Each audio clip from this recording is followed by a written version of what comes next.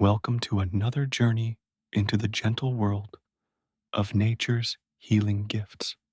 Tonight, we're exploring the fascinating realm of medicinal plants, those quiet companions that have stood beside humanity for thousands upon thousands of years, offering relief, comfort, and hope through their remarkable properties. Get comfortable now. Perhaps adjust your pillow just so. Let your breathing slow to match the rhythm of your heartbeat, and allow yourself to drift as we wander through gardens both ancient and modern. Picture yourself in a moonlit medicinal garden where the air carries the mingled scents of lavender and chamomile, where every leaf and flower holds secrets that have been whispered from healer to healer across countless generations. Before we begin our gentle exploration, I'm curious, where in the world are you watching from tonight?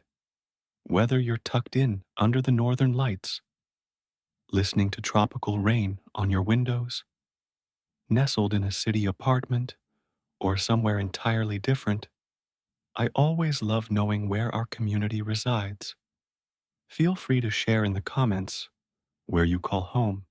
There's something beautifully connecting about knowing that people from all corners of Earth gather here to learn about the plants that have healed humans everywhere. The deep roots of plant medicine. Let us begin by traveling back through time, back before written language, before cities, before agriculture, back to when humans were still learning the fundamental art of survival. Fact 1. The relationship between humans and medicinal plants stretches back at least 60,000 years. Archaeological excavations in the Shanidar Cave in Iraq have uncovered evidence that early humans were using plants like opium poppies, ephedra, and cannabis for their healing properties in prehistoric times. Imagine our ancestors observing the natural world with careful attention, noticing that certain plants eased pain, reduced fever, or promoted sleep. They had no laboratories or clinical trials, only observation, experimentation, and knowledge, passed from elder to younger across generations.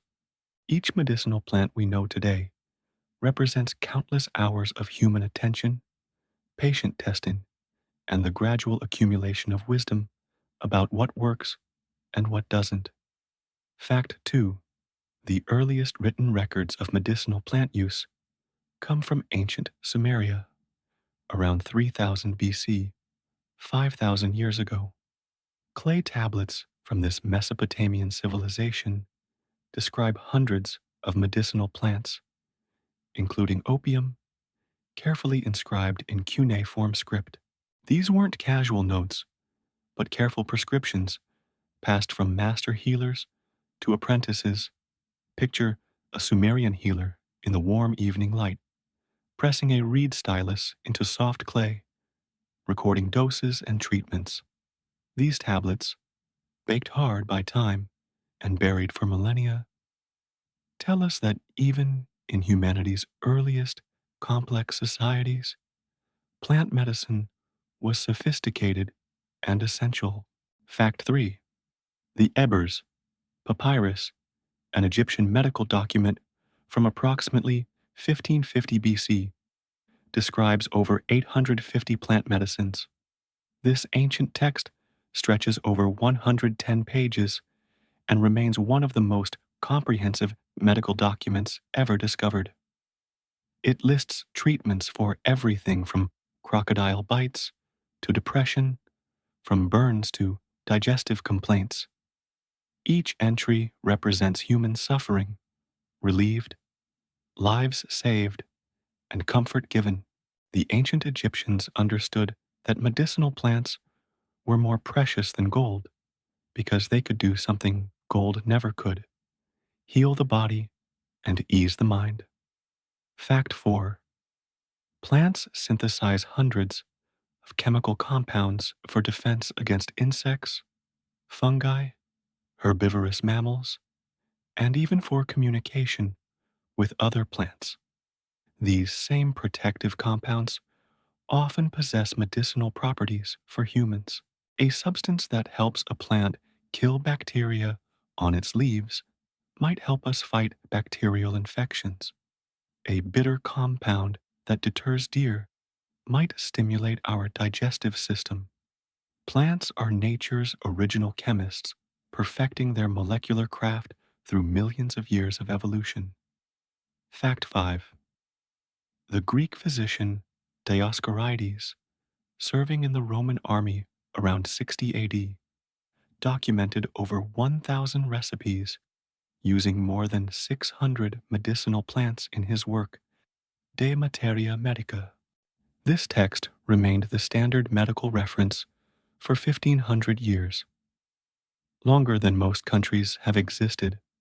Dioscorides traveled extensively with Roman legions, learning about plants from Egypt to Persia. His meticulous descriptions noted where each plant grew, how to identify it, how to prepare it, and what conditions it treated. His work was copied and translated through centuries, remaining essential well into the Renaissance. The molecular dance of healing. Now let us peer deeper into these plants, down to the molecular level where healing truly begins. Fact 6. Medicinal plant compounds generally fall into four main classes: alkaloids, glycosides, polyphenols, and terpenes. Each has distinct chemical structures, determining how they interact with our bodies. Understanding these classes helps explain why certain plants treat specific conditions, why some require small doses while others remain safe in large amounts, and why effects vary from immediate to gradual. Fact 7. Alkaloids are nitrogen containing compounds with powerful physiological effects. Famous examples include morphine from opium poppies, quinine from cinchona trees, and caffeine from coffee plants. These molecules typically have a bitter taste and can affect the nervous system profoundly. The nitrogen atom in their structure allows them to interact with receptors in the brain and body in ways that plant compounds without nitrogen cannot. Fact 8. The word alkaloid derives from alkali, reflecting these compounds' basic chemical properties. German chemist Carl Friedrich Wilhelm Meissner introduced the term in 1819. Though extracting powerful compounds from plants had been practiced for centuries before this formal naming, alkaloids represent some of the most potent plant medicines, capable of dramatic effects even in tiny quantities. Fact 9. Morphine, the first individual alkaloid isolated, was extracted from opium poppies in 1804 by German pharmacist Friedrich Serturner. He named it after Morpheus, the Greek god of dreams, due to its sleep-inducing properties. This isolation marked a turning point in medicine. For the first time, healers could use a pure, standardized dose of a plant medicine, rather than relying on variable plant preparations. Morphine revolutionized pain management and saved countless lives, though it also revealed the double-edged nature of powerful plant compounds. Fact 10.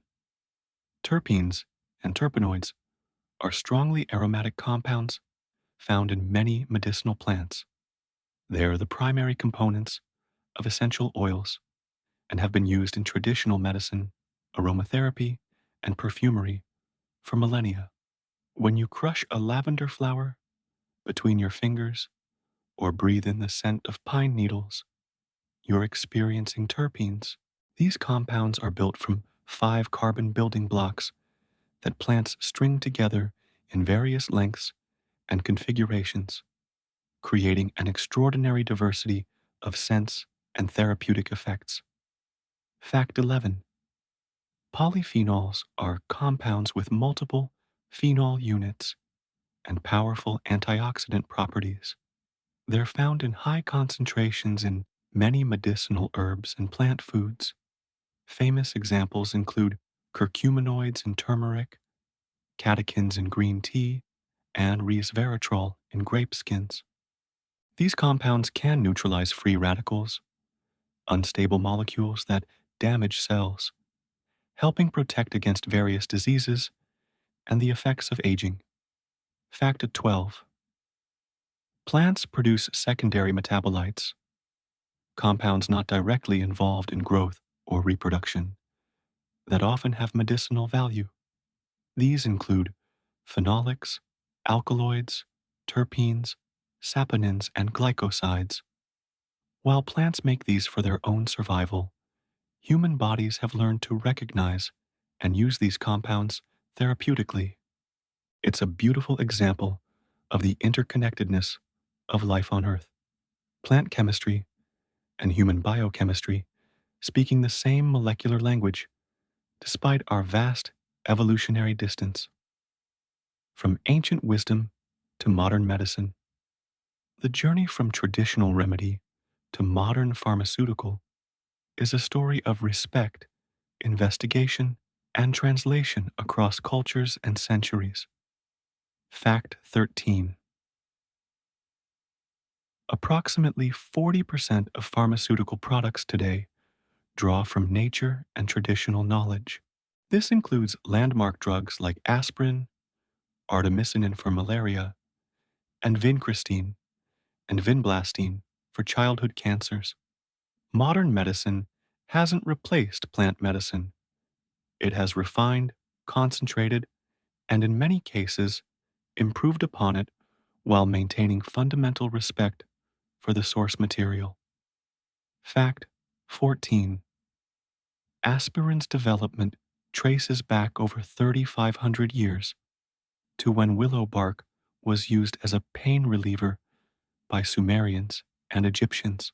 The active compound, salicin, converts in the body to salicylic acid. Ancient healers didn't understand this chemistry, but they knew empirically that willow bark tea eased pain and reduced fever. They noticed patterns, tested their observations, and built a body of knowledge that eventually led to one of the world's most used medications. Fact 15. In 1763, Reverend Edward Stone of Oxford wrote to the Royal Society describing his discovery of willow bark's fever-reducing properties. He had accidentally tasted willow bark and noticed it was bitter, like cinchona bark, known to treat malaria. This prompted him to test it systematically on about 50 people with recurring fevers over 5 years. His careful observation and documentation represent early clinical trials, systematic testing of a traditional remedy using the emerging scientific method. Fact 16. Salicin was isolated from willow bark in 1828 by German pharmacologist Johann Buchner, who named it after the Latin word for willow, salix. This isolation was part of a broader movement in 19th century chemistry to identify active compounds in medicinal plants. Once isolated, salicin could be studied, standardized, and eventually modified to create aspirin. Fact 17. Felix Hoffmann, a chemist at Bayer Company in Germany, synthesized acetylsalicylic acid in 1897. His father had been taking salicylic acid for arthritis, but experienced severe stomach pain. Hoffman searched for a form that would be easier to tolerate, eventually creating what became aspirin, a modification that kept the pain-relieving properties while reducing gastric irritation. This synthesis didn't replace the traditional remedy, it refined it. Fact 18. Chinese scientist Tu Yu won the Nobel Prize in Physiology or Medicine in 2015 for discovering artemisinin, an anti-malarial compound from sweet wormwood. After testing over 240,000 compounds unsuccessfully, she turned to traditional Chinese medical texts, reading about sweet wormwood's historical use for intermittent fevers. She extracted artemisinin and proved its effectiveness. Her story shows the continuing value of traditional knowledge as a starting point for modern drug discovery. Fact 19. Artemisinin is now the World Health Organization's recommended first and second line treatment for malaria, saving millions of lives worldwide. Sweet wormwood had been used in traditional Chinese medicine for over 2,000 years before science identified and isolated its active compound. Traditional healers knew it worked. Modern science explained why and how to use it most effectively. Fact 20. The Madagascar periwinkle provides vincristine and vinblastine, crucial childhood cancer drugs. This plant has an exceptionally long medicinal history, appearing in Mesopotamian folklore, Ayurvedic medicine, and traditional Chinese medicine. Traditional uses included treating diabetes and high blood pressure. When researchers investigated these claims in the 1950s, they discovered instead its anti-cancer properties, a reminder that plants often contain multiple therapeutic compounds, sometimes for completely different conditions. Nor the gentle soothers. Some plants specialize in calming the nervous system, easing us into rest and recovery. Fact 21. Chamomile has been used for thousands of years to promote relaxation and improve sleep. Ancient Egyptians dedicated chamomile to Ra, their sun god, valuing it above all other herbs for healing. The delicate daisy-like flowers have been brewed into tea, infused into oils, and incorporated into poultices across countless cultures, always valued for their gentle, reliable calming effects. Fact 22. Chamomile contains flavonoids, particularly apigenin, which binds to benzodiazepine receptors in the brain. These are the same receptors targeted by anti-anxiety medications, explaining chamomile's mild sedative effects. The beauty of apigenin is that it produces calming effects without the dependency issues associated with pharmaceutical benzodiazepines, though its effects are gentler and more subtle. Fact 23. Two main chamomile types are used medicinally: German chamomile, scientifically known as Matricaria chamomilla, and Roman chamomile, Chamaemelum nobile. Both have similar therapeutic properties, but slightly different chemical compositions. German chamomile typically has higher concentrations of certain anti-inflammatory compounds, while Roman chamomile has a sweeter scent. Both make excellent teas for bedtime. Fact 24. Lavender, native to the Mediterranean, has been used for over 2,500 years. Ancient Romans used it in baths, giving it the name lavandula, from the Latin word lavare, meaning to wash. They recognized its dual nature: refreshing yet calming, cleansing yet soothing.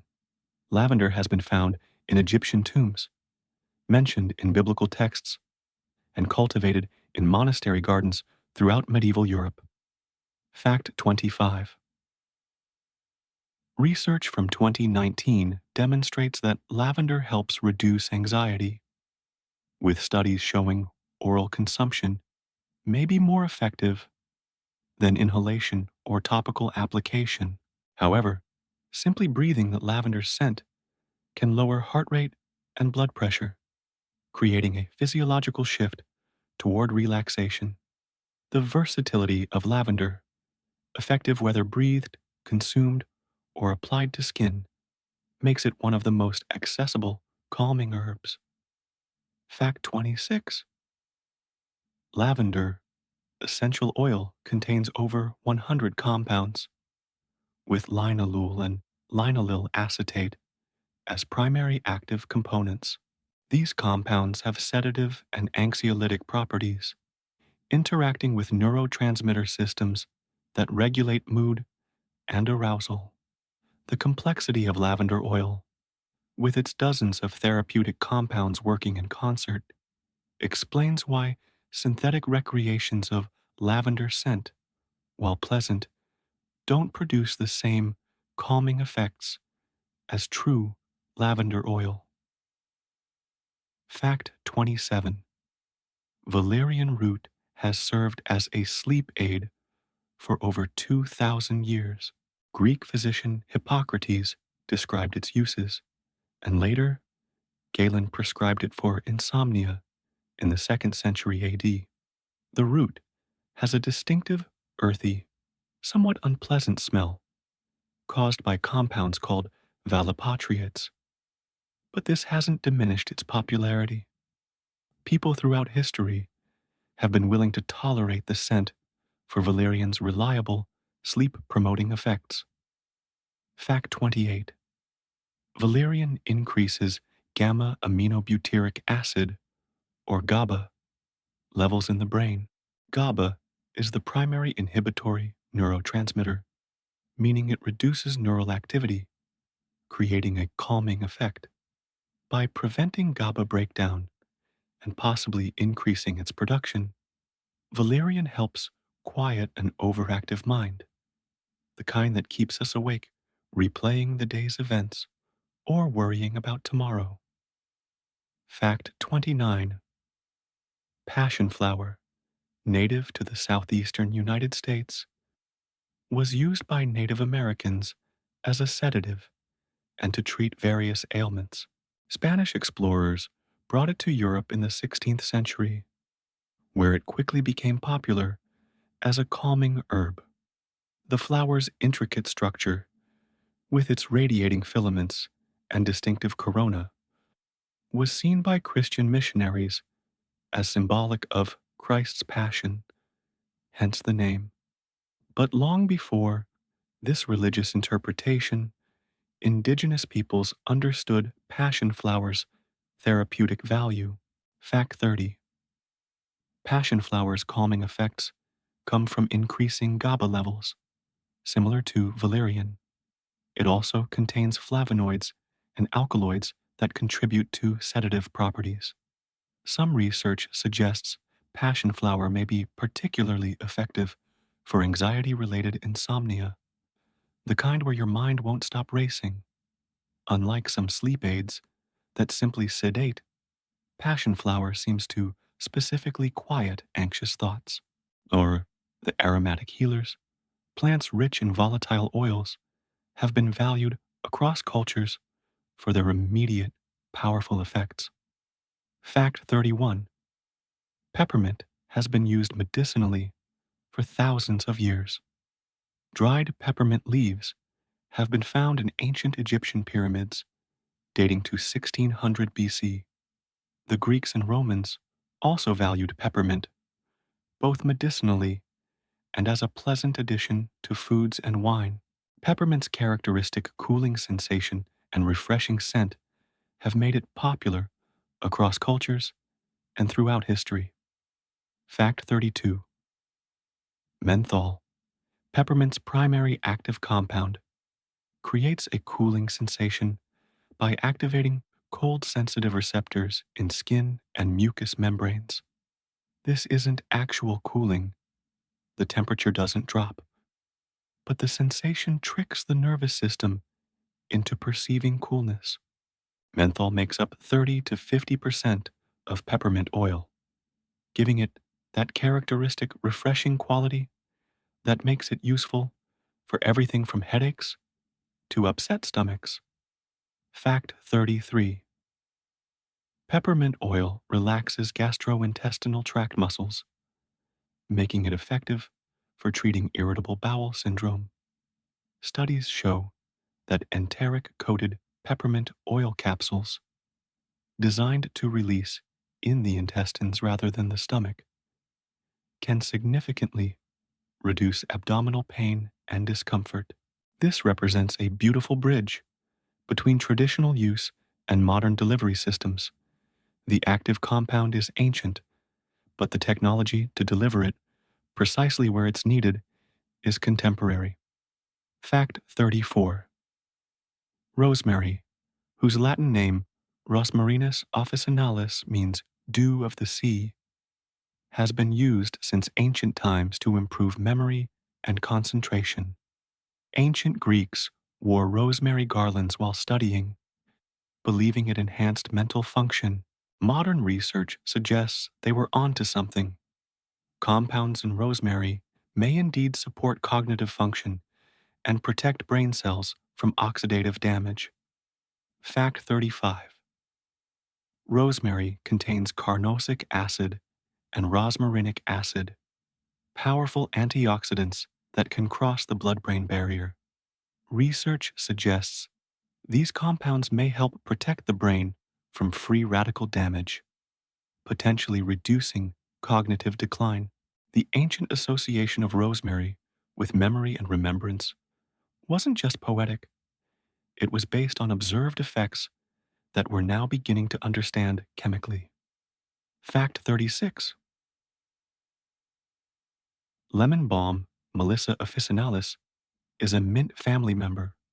Its name comes from the Greek word melissa, meaning honeybee, as the plant's flowers attract bees wonderfully. Medieval monks cultivated lemon balm in monastery gardens both for medicine and for supporting their beekeeping operations. The dried leaves were used in teas, the fresh leaves in poultices, and the essential oil in medicinal preparations. Fact 37. Lemon balm contains rosmarinic acid, which may help inhibit the enzyme that breaks down GABA in the brain. This action promotes relaxation and reduces anxiety. Lemon balm also appears to affect acetylcholine receptors, which may explain its traditional use for improving memory and mental clarity. It's another example of a plant with multiple therapeutic compounds working through different mechanisms. Fact 38. When combined with valerian root, lemon balm improves sleep quality significantly. Studies suggest this combination can be as effective as some pharmaceutical sleep aids, but with fewer side effects. The synergy between herbs, where combinations work better than individual plants, is a core principle of traditional herbalism that modern research increasingly validates.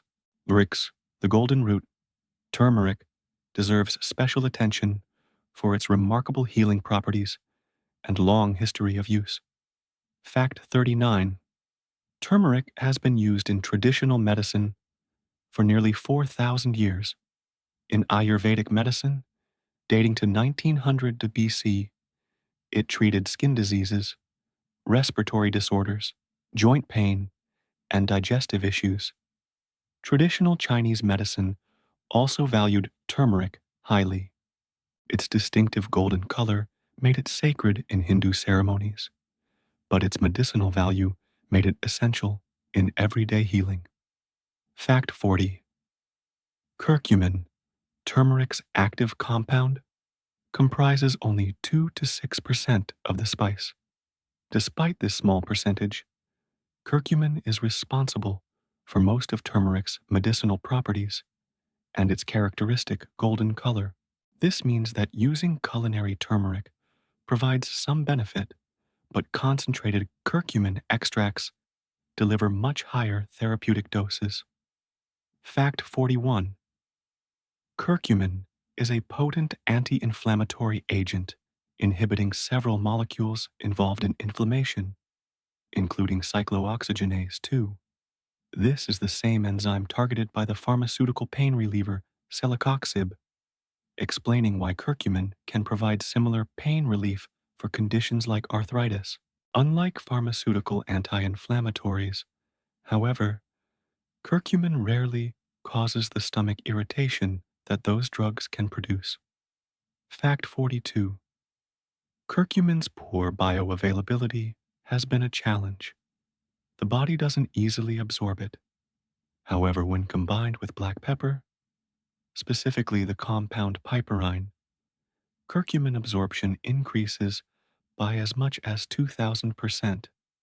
This dramatic enhancement explains why traditional recipes often combine turmeric with black pepper.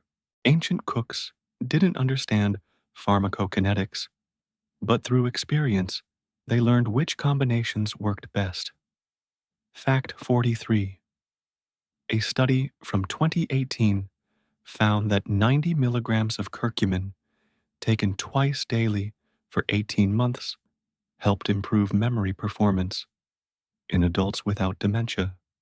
Researchers attributed this to curcumin's ability to reduce brain inflammation.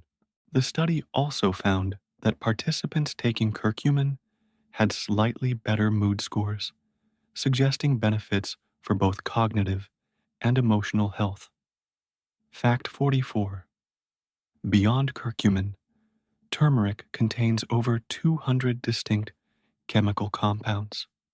Other beneficial components include turmerone, elamine, furanodiene, and germicrone, which also possess anti-inflammatory properties.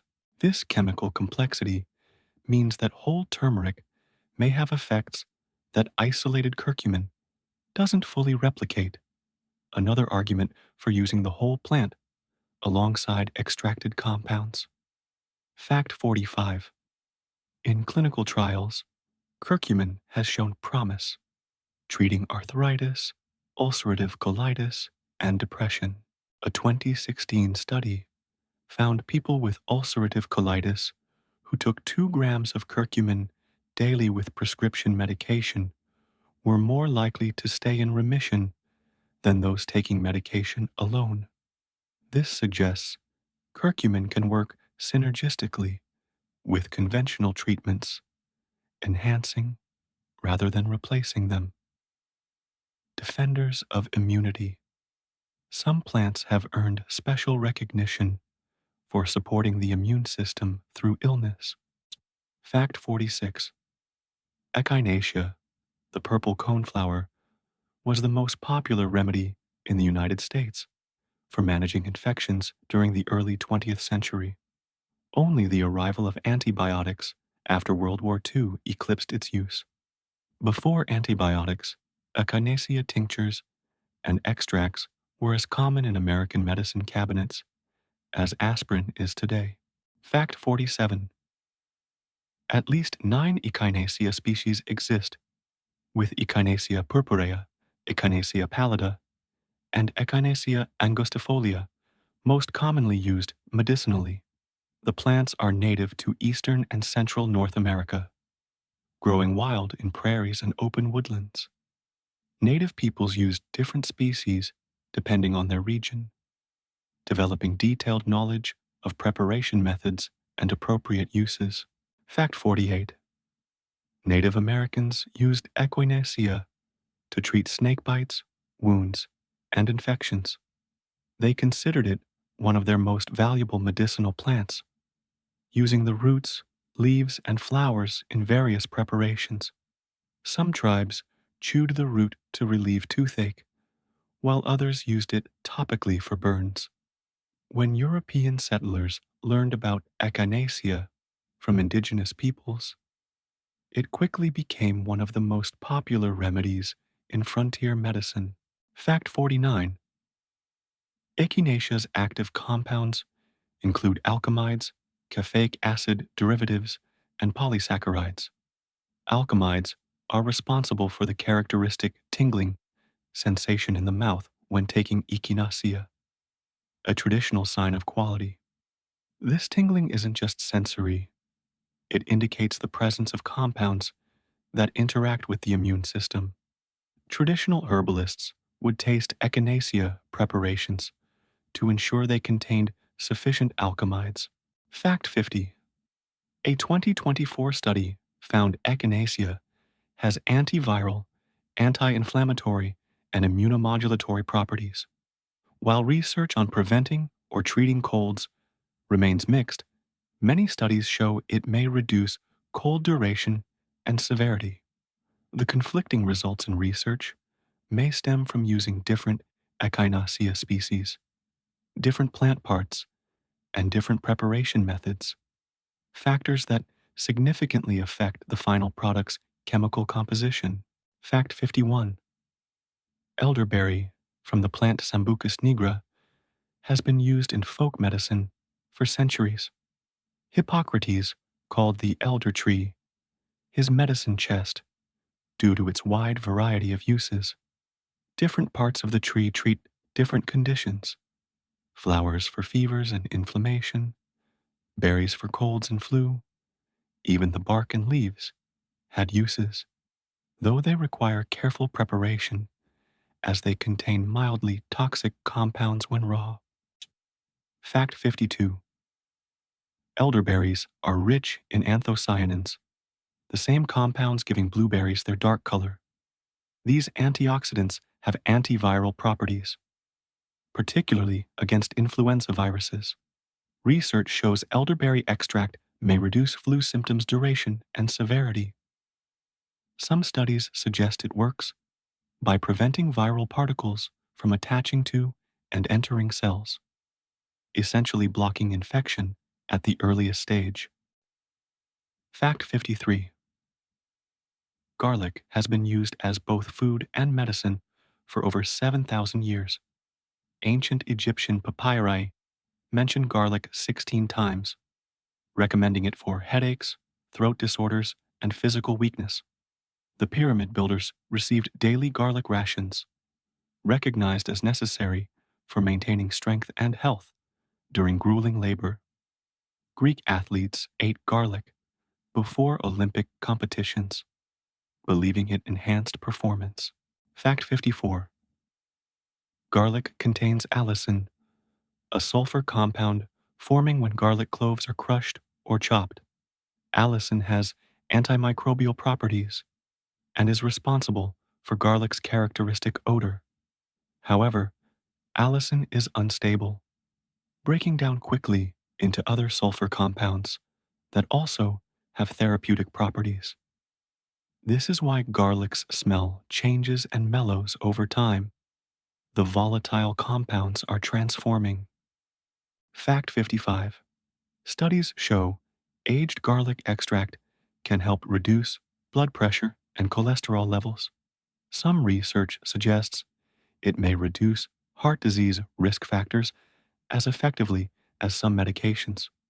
Unlike raw garlic, aged garlic extract doesn't have the strong odor that many people find objectionable, making it more practical for regular use.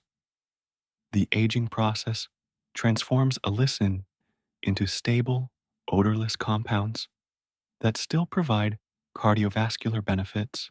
Uikro, ancient trees with timeless benefits. Some of Earth's oldest plant species have provided medicine throughout human history. Fact 56. Ginkgo biloba is one of Earth's oldest living tree species, with fossils dating back 270 million years. Individual trees can live over 1,000 years.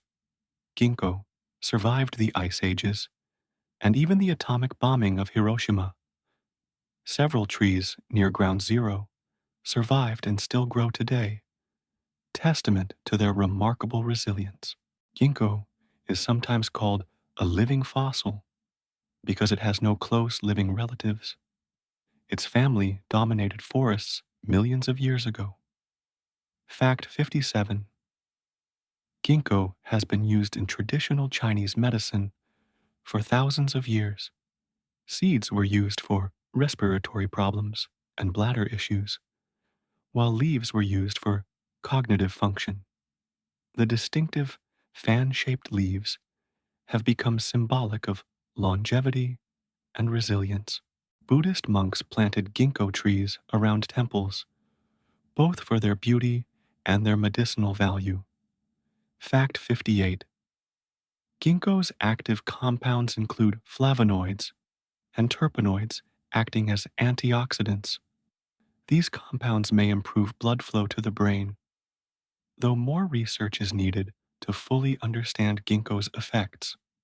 The flavonoids help protect blood vessels from damage, while the terpenoids have anti inflammatory properties and may protect nerve cells.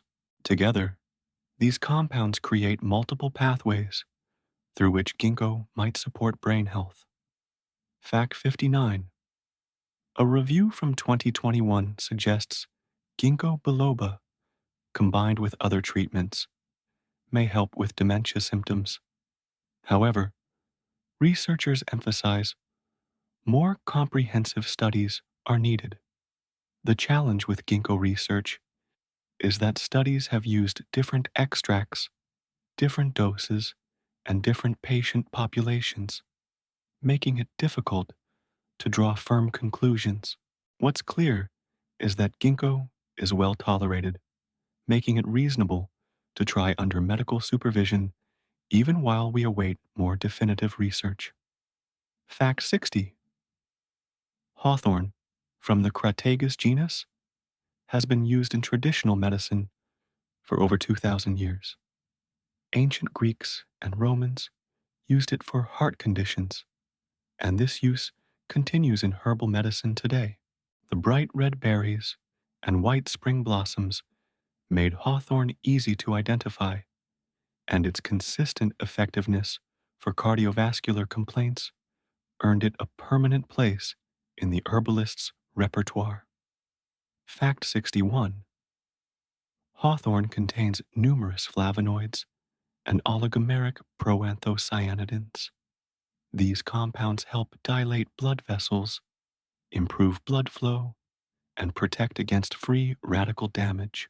They also appear to improve the heart muscle's contractility and the heart's efficiency at using oxygen, potentially explaining hawthorn's traditional use for heart weakness. Fact 62.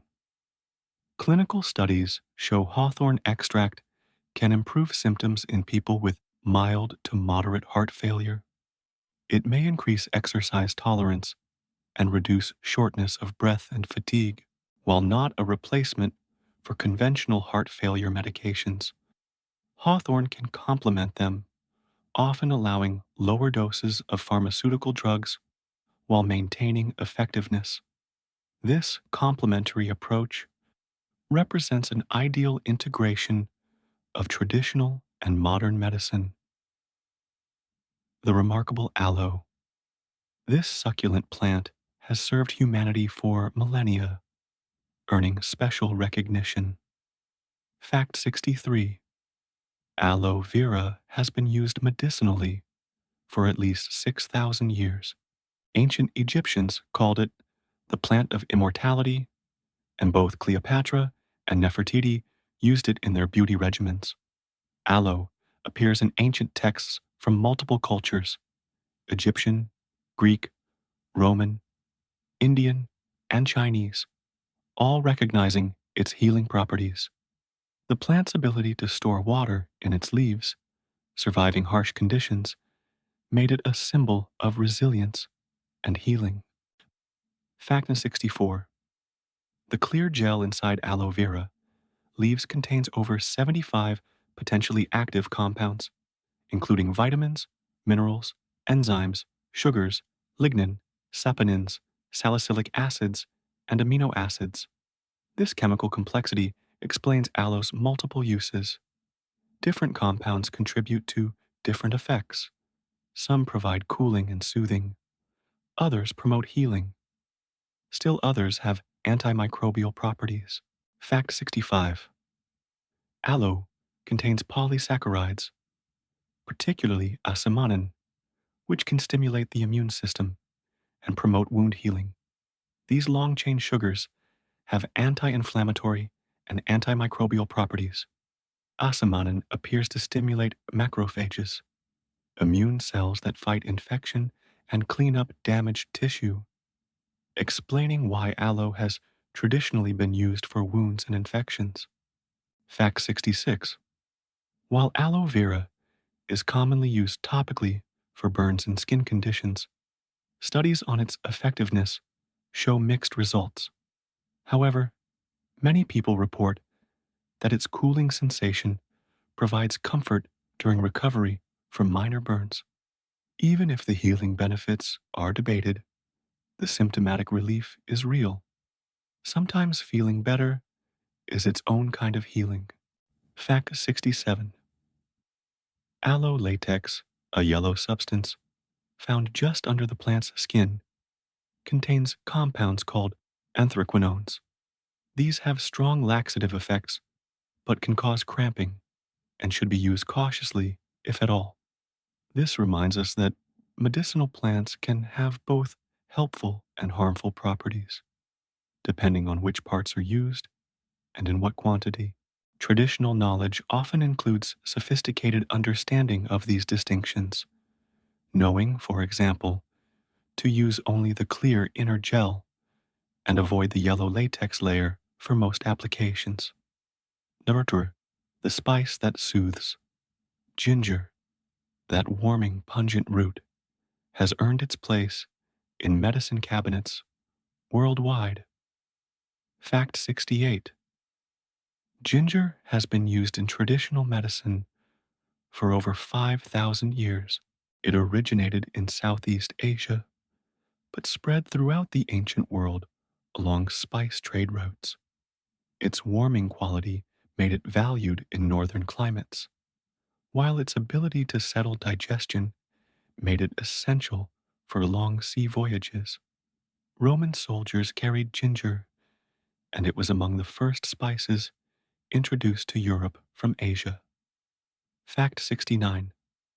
Ginger's active compounds include gingerols, shogols, paradols, and zingerone.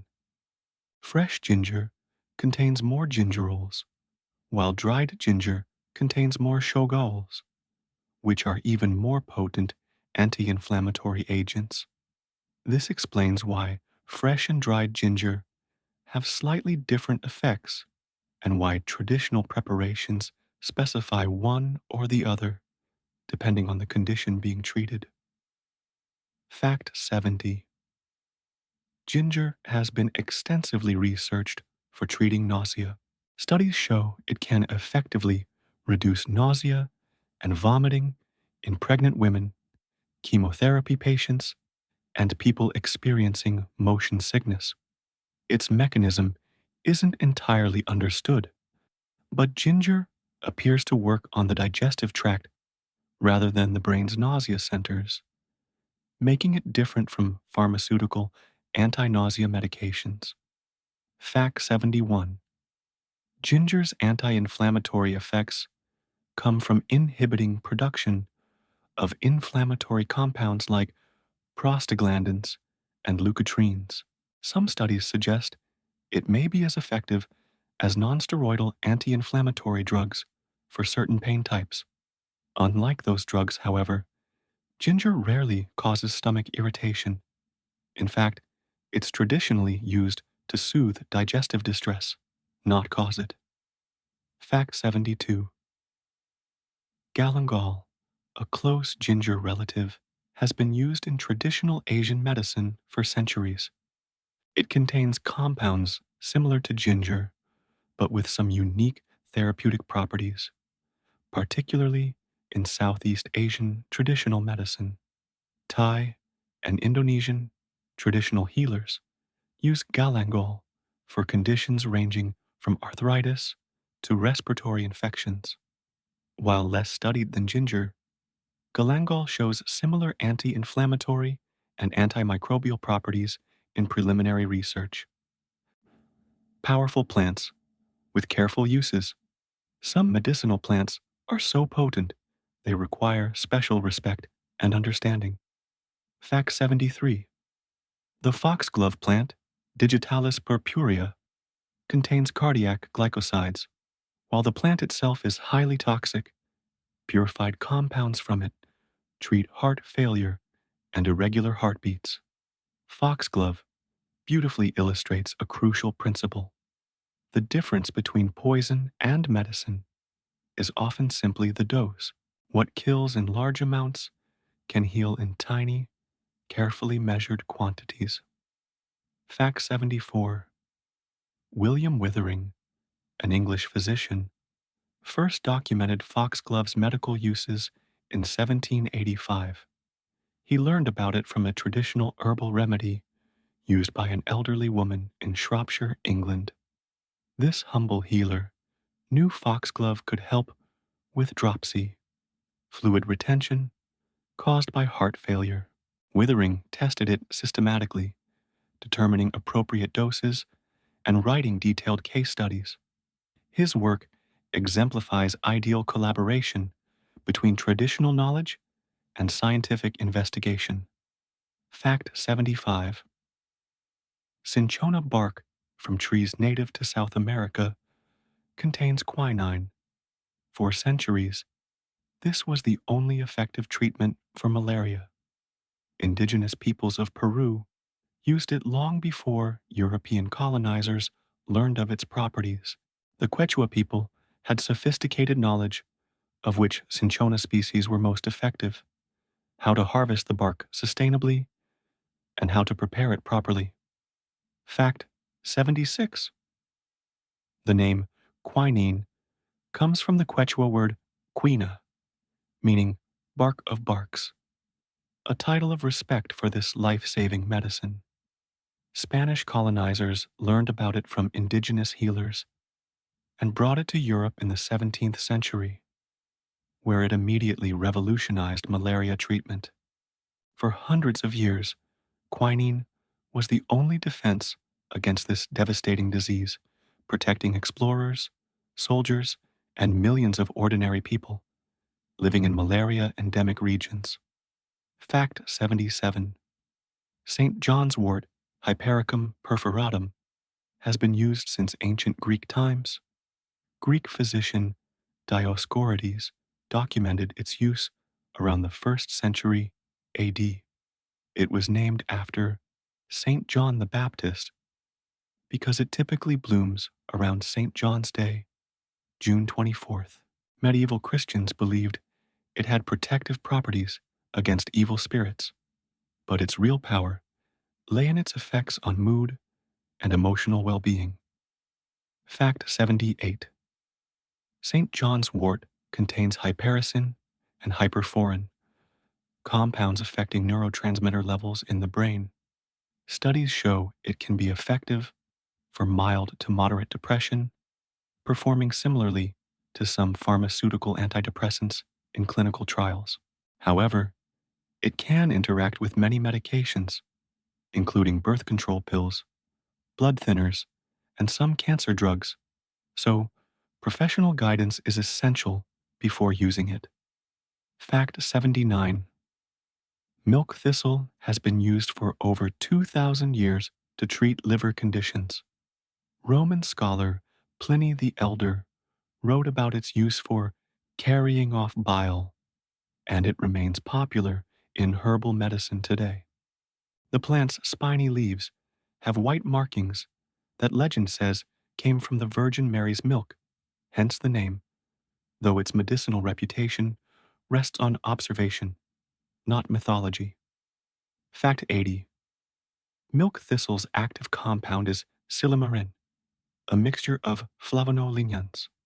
While traditionally used for liver health, research on its effectiveness for conditions like cirrhosis and hepatitis shows mixed results. Some studies suggest it may help protect liver cells from toxin damage and support regeneration, but more research with rigorous methodology is needed to confirm these effects definitively. Traditional healing systems, different cultures developed sophisticated systems for understanding and using medicinal plants. Fact 81. Traditional Chinese medicine has documented herbal treatments for over 3,000 years.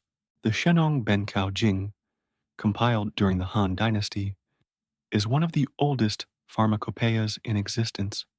This text classifies herbs into categories, some for treating illness, some for supporting general health, some for promoting longevity.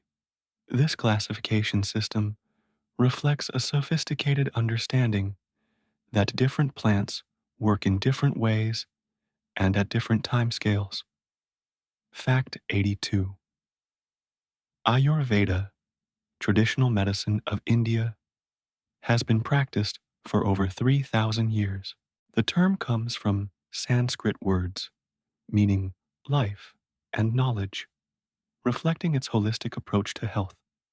Ayurveda doesn't just treat diseases, it provides a complete philosophy of living in harmony with nature and one's own constitution.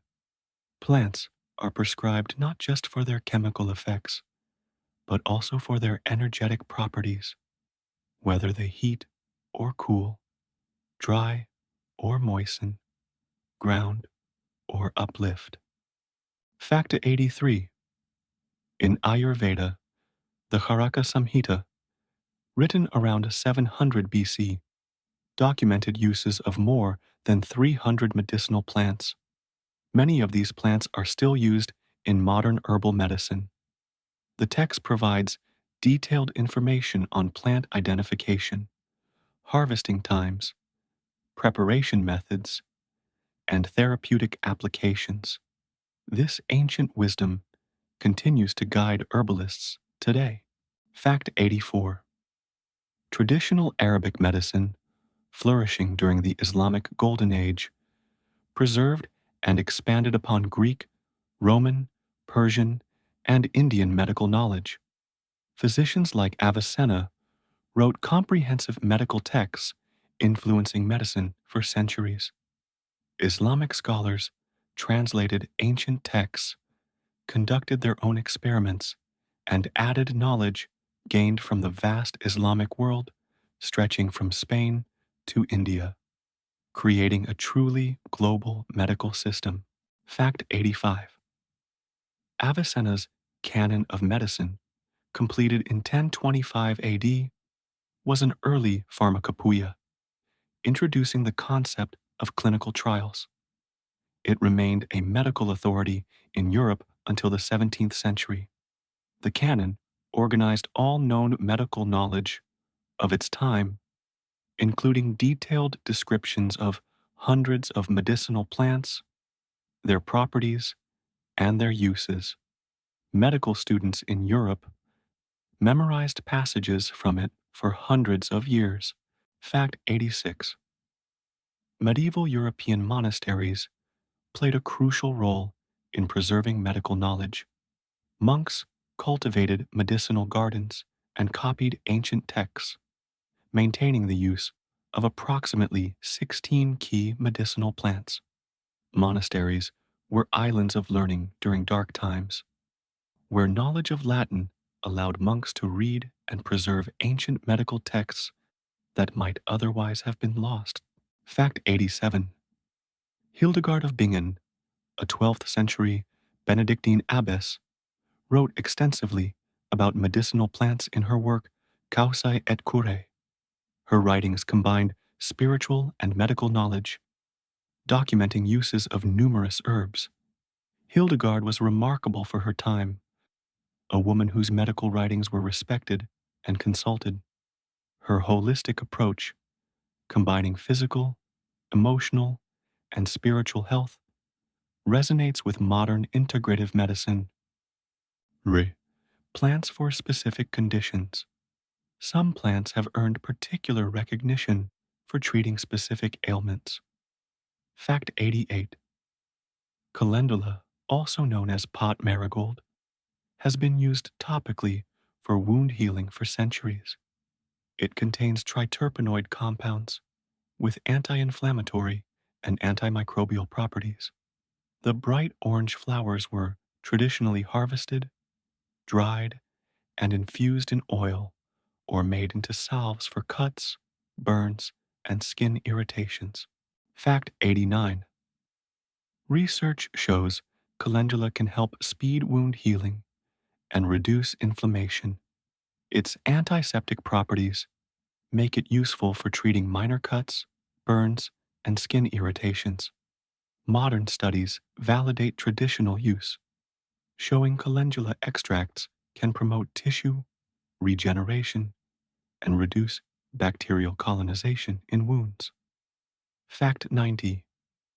Feverfew, Tanacetum parthenium, has been used since ancient Greek times to reduce fever and treat inflammation. Modern research focuses on its potential to prevent migraines. The small daisy-like flowers have a bitter taste, traditionally taken as fresh leaves, dried tea, or tincture. Fact 91. Feverfew's active compounds include parthenolide and other sesquiterpene lactones. These compounds may prevent migraines by inhibiting release of inflammatory substances that can trigger headaches. Some studies show regular fever, few use reduces migraine frequency in chronic sufferers, though, like many herbal remedies, results vary between individuals. Fact 92. Saw palmetto from the dwarf palm tree, native to the southeastern United States, has been traditionally used for urinary and reproductive system health. Native Americans used the berries for various medicinal purposes. European settlers adopted saw palmetto into their folk medicine, and by the late 19th century, it was commonly recommended for prostate and urinary issues. Fact 93. Clinical trials examining saw palmetto for benign prostatic hyperplasia have shown mixed results. While some studies suggest benefit for urinary symptoms, more recent large-scale trials haven't confirmed significant improvement over placebo. This illustrates an important principle. Traditional use doesn't always correlate with effectiveness in rigorous modern trials. Sometimes traditional remedies work, sometimes they don't, or work only for some people. Honest evaluation benefits everyone. Fact 94. Evening primrose. Oil contains gamma-linolenic acid, an omega-6 fatty acid. While promoted for various conditions including premenstrual syndrome and eczema, research results have been inconsistent. Some people report significant benefit, particularly for breast tenderness associated with menstruation, while controlled studies often show modest or no effect. This gap between subjective experience and objective measurement is common with plant medicines and deserves respectful acknowledgement rather than dismissal. Looking to the future.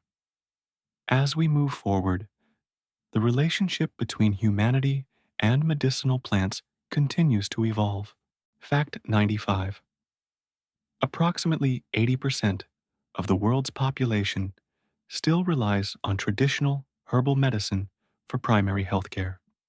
This is particularly true in developing nations where access to conventional medicine may be limited by cost, distance, or availability. For billions of people, medicinal plants aren't alternative medicine. They're the only medicine available. This reality underscores the continuing importance of preserving both plant species and traditional knowledge about their uses. Fact 96. The World Health Organization coordinates a global network to encourage safe and rational use of traditional medicines. They've published guidelines for researching and evaluating herbal medicines, recognizing that traditional medicine deserves serious scientific investigation rather than dismissal or uncritical acceptance. These guidelines help bridge the gap between traditional practice and modern evidence standards. Fact 97. Scientists continue discovering new medicinal compounds from plants. Researchers estimate that only about 15% of all plant species have been thoroughly investigated for medicinal potential.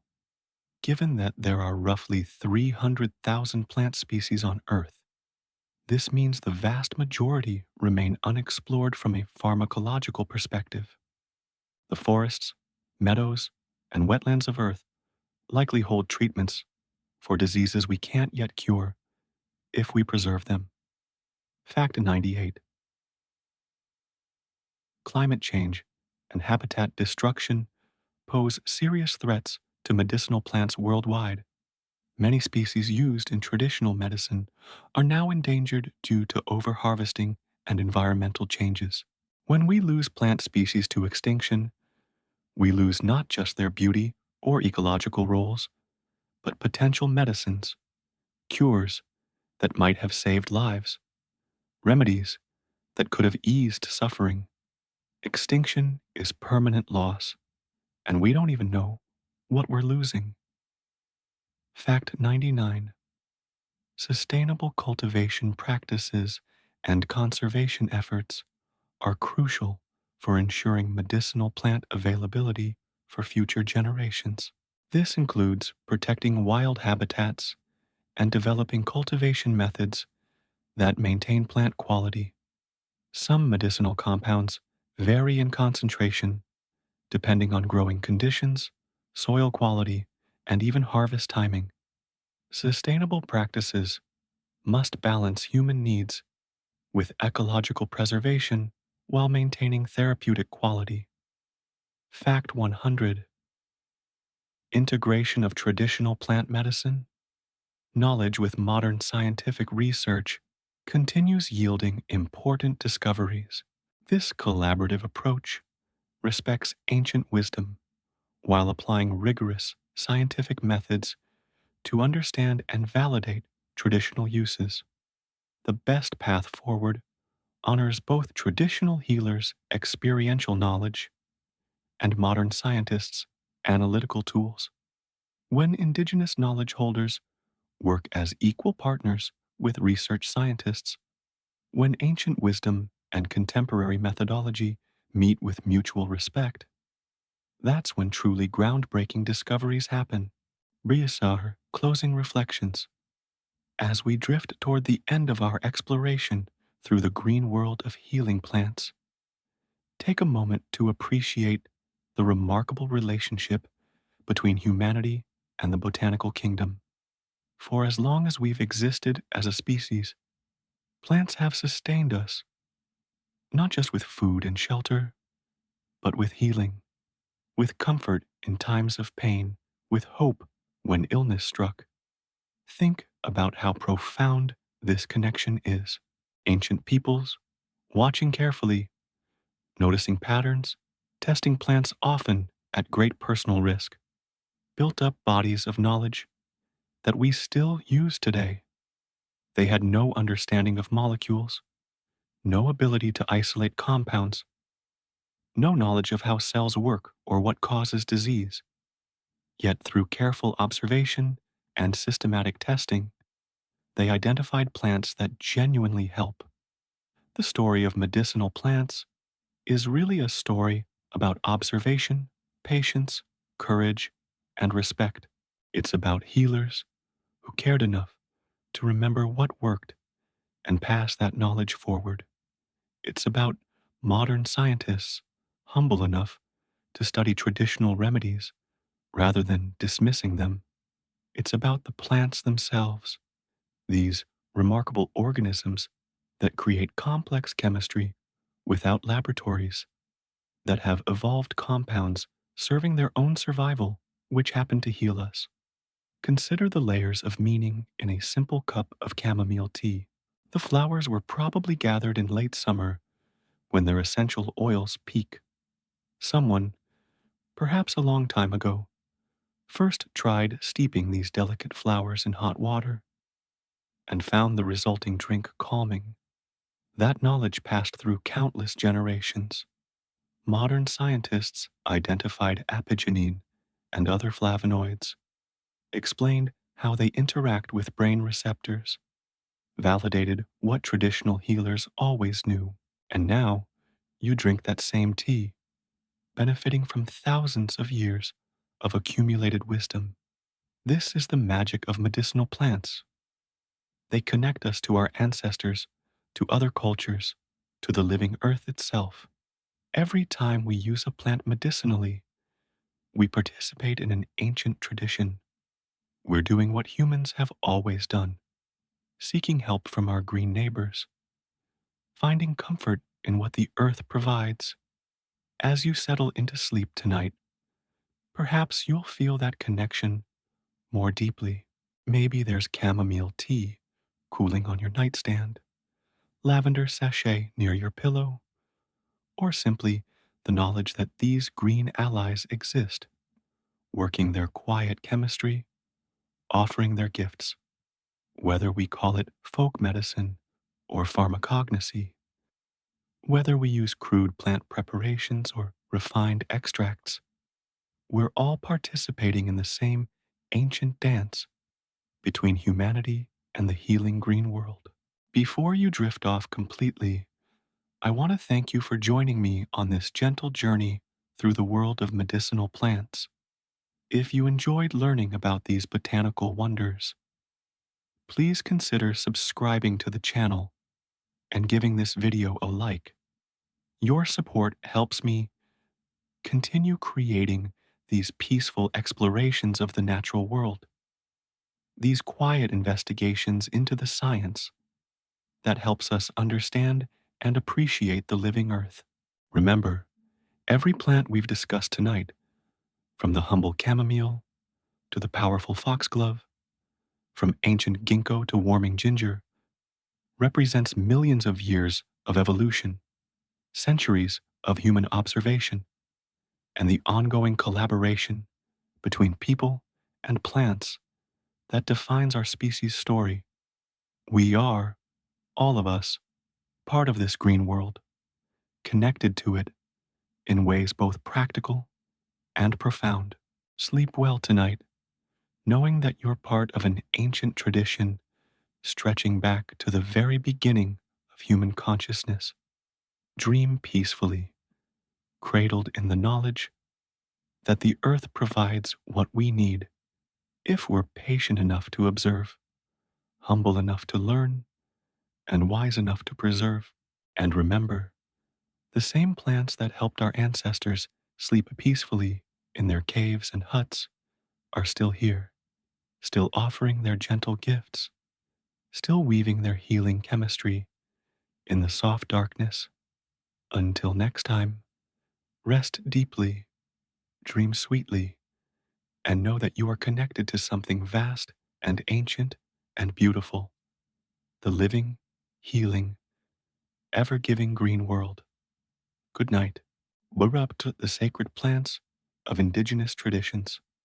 Let us pause for a moment and consider the indigenous peoples worldwide who have served as the original keepers of plant medicine knowledge, knowledge that took not years or decades, but centuries and millennia to accumulate. In the Amazon rainforest, traditional healers can identify over 1,000 different plant species and know the specific medicinal uses for hundreds of them.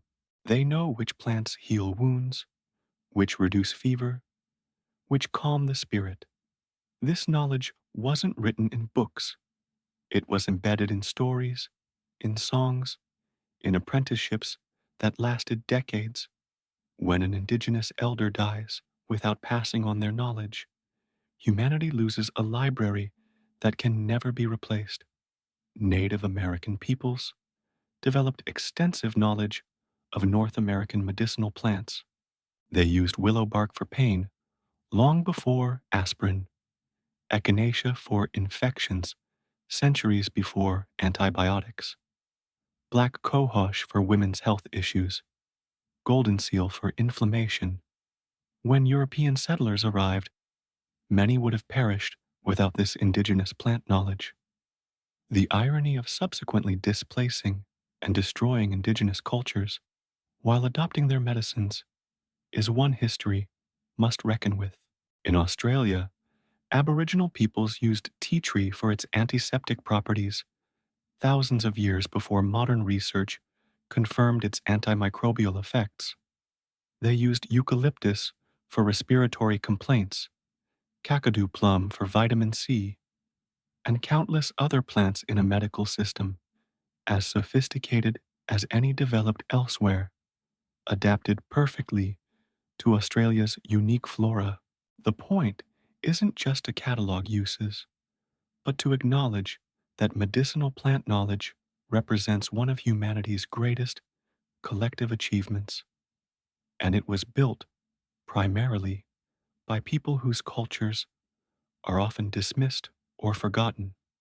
Every plant in your medicine cabinet likely has indigenous knowledge in its lineage. Plant preparations, the art of medicine making. How plants are prepared dramatically affects their medicinal value. This is where traditional knowledge shines, encoding centuries of experimentation in specific preparation methods. Consider tea. Simple infusion. Pour hot water over dried plant material. Let it steep, strain. But the details matter enormously. Water temperature affects which compounds extract. Steeping time changes the strength and sometimes the character of the medicine. Some plants require brief steeping, just a few minutes, while others need hours. Traditional herbalists knew all this through experience. Decoctions involve boiling plant material, usually roots or bark, to extract compounds that won't release in simple hot water infusion. This more aggressive extraction pulls out deeper constituents, different compounds than infusion would. Again, traditional healers knew which plants needed decoction rather than infusion, which needed long boiling versus short. Tinctures, alcohol extractions, preserve plants and extract compounds that aren't water soluble. The alcohol percentage matters, the extraction duration matters. Even the phase of the moon mattered in some traditions, though that probably relates to optimal harvesting times rather than literal lunar influence. Tinctures concentrate plant medicine, making it shelf stable and potent. A few drops can equal several cups of tea. Poultices, mashed plant material applied directly to skin, were used for wounds, bruises, inflammation. The fresh plant's moisture and active compounds work directly on the affected area. Some plants work better fresh than dried, losing potency or changing character when preserved. Traditional knowledge encoded which plants must be used fresh, which could be dried, which were better as one or the other for different purposes. Salves and ointments infuse plant material into oils or fats, creating topical medicines that can be stored and applied easily. The process, gentle heating of plants in oil, sometimes for hours, extracts fat-soluble compounds while protecting heat-sensitive ones. This creates medicines fundamentally different from water-based preparations. The sophistication of traditional preparation methods often equals or exceeds modern pharmaceutical preparation in elegance and effectiveness.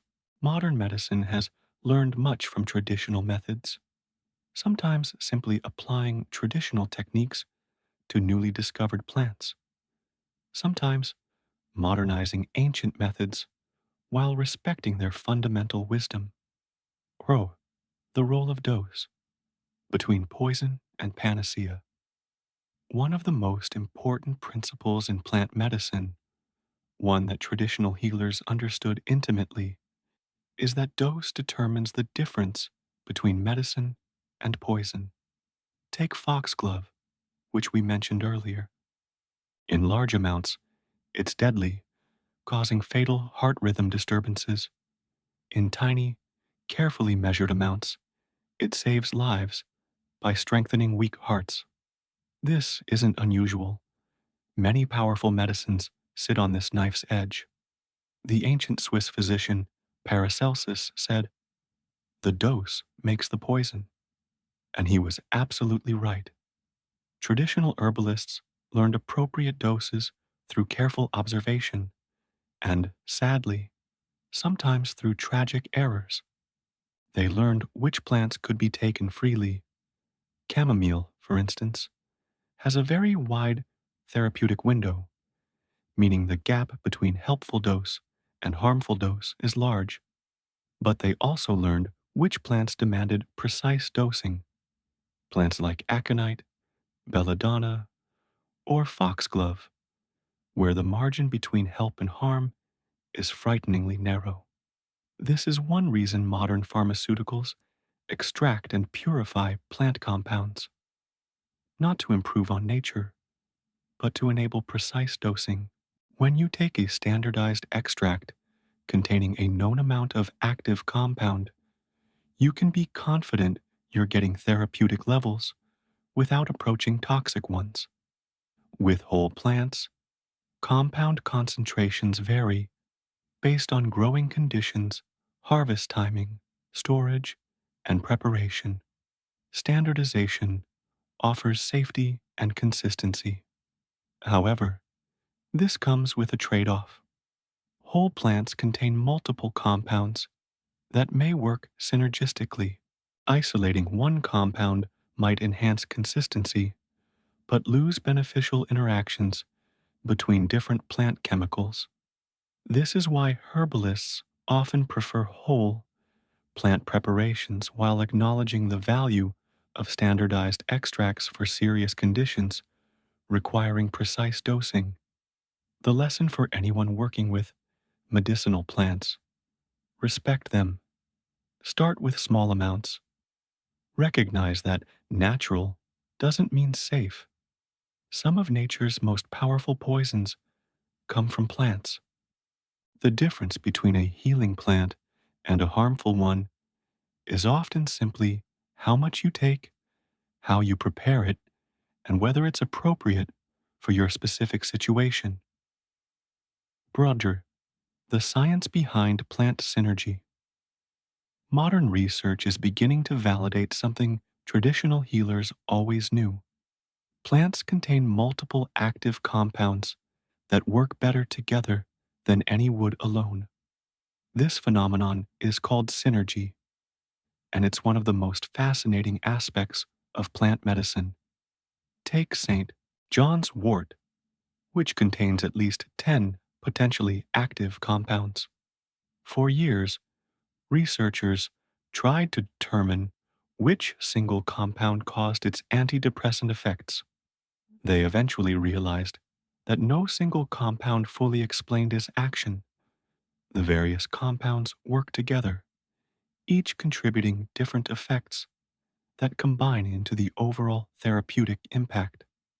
Turmeric provides another example. While curcumin is considered the primary active compound, turmeric contains over 200 other chemicals. Some protect curcumin from degrading, some enhance its absorption. Some have their own anti-inflammatory effects that complement curcumins. Taking isolated curcumin isn't quite the same as taking whole turmeric, though each has its place depending on the goal. This synergy explains why synthetic versions of plant medicines sometimes disappoint. Aspirin works well, but it's not quite the same as willow bark tea. Willow contains other compounds that may protect the stomach lining or enhance aspirin's effects. Isolating salicylic acid created a more potent, more standardized medicine, but lost something in translation. Traditional Chinese medicine and Ayurveda have always emphasized herbal formulas, combinations of plants rather than single herbs. These combinations aren't arbitrary. They're carefully balanced to enhance beneficial effects while minimizing unwanted ones. One herb provides the primary therapeutic action, others enhance its absorption or direct it to specific body areas. Still others counter potential side effects. This sophisticated approach to combining plants reflects centuries of observation and refinement. Modern science is now developing tools to study these complex interactions: metabolomics, systems biology, network pharmacology. These cutting edge techniques are revealing what traditional herbalists knew experientially. Plants are complex, their medicines work through multiple pathways, and the whole is often greater than the sum of parts. Seasonal rhythms and plant potency. Traditional herbalists knew that harvest timing affected plant medicine quality. Modern research confirms this ancient wisdom, showing that plant chemistry changes with seasons, time of day, even phase of growth. Many plants concentrate their medicinal compounds in specific seasons. Ginkgo leaves, for instance, should be harvested in autumn when flavonoid content peaks. Harvest them in spring, and you'll get fewer active compounds. Traditional healers knew this through observation. They noticed autumn harvested ginkgo worked better, so that became the standard practice. Root medicines are often best harvested in fall or early spring, when plants have stored energy underground. During active growing season, that energy moves up into leaves and flowers, and the roots contain less of the compounds we want. Harvest at the right time, and you get potent medicine. Harvest at the wrong time, and you get something far weaker. Some plants vary by time of day. Essential oil content can change hourly as plants respond to light, temperature, and humidity. Traditional essential oil producers harvest at specific times, often early morning after dew dries, but before midday heat to capture peak oil content. Even the moon's phases influenced traditional harvesting, though this might relate more to practical considerations than lunar effects. Full moon provides light for nighttime harvesting, important before electric lights. New moon correlates with dry weather in some climates, better for drying herbs. The lunar associations might encode practical agricultural wisdom in memorable, ritualized form. What matters is recognizing that plants are living, dynamic organisms whose chemistry changes constantly, treating them as static chemical factories, as if a plant is exactly the same whether harvested in spring or fall, or morning or evening, misses crucial realities. Optimal medicine requires harvesting at optimal times, something traditional knowledge encoded and modern science is rediscovering. The future. Biotechnology meets traditional knowledge. As we look ahead, the intersection of cutting edge biotechnology and ancient plant knowledge offers exciting possibilities. Scientists can now analyze plant genomes, identifying genes responsible for producing medicinal compounds. This allows us to understand which environmental conditions optimize compound production, potentially improving cultivation methods. It might even allow producing plant medicines in bioreactors, growing plant cells in nutrient solutions rather than whole plants in fields, ensuring year round availability of otherwise seasonal medicines. But this technology must be pursued ethically. Many pharmaceutical companies have been accused of biopiracy, studying plants used in traditional medicine, patenting the active compounds, and profiting without compensating the indigenous cultures that originally identified the plant's value. This is exploitation, pure and simple. Any ethical approach to plant medicine development must acknowledge, respect, and compensate traditional knowledge holders. Some companies are doing this right, establishing benefit sharing agreements with indigenous communities, ensuring that commercial development of traditional medicines provides ongoing benefits to the cultures that preserved that knowledge. This is how it should work: modern technology and traditional wisdom collaborating with indigenous peoples as equal partners rather than exploited sources of information. Genetic engineering raises complex questions. Should we modify medicinal plants to increase active compound production, to make them easier to grow in different climates, to reduce unwanted side effects? These questions have no simple answers, requiring careful consideration of ecological impacts, cultural sensitivities, and long term consequences. What's clear is that the future of plant medicine will involve both preservation and innovation, preserving wild habitats and traditional knowledge while innovating in cultivation, extraction, and application. The goal should be ensuring that medicinal plants remain available, accessible, and affordable for everyone who needs them, while respecting the wisdom of those who kept this knowledge alive through centuries. Personal connection and responsibility.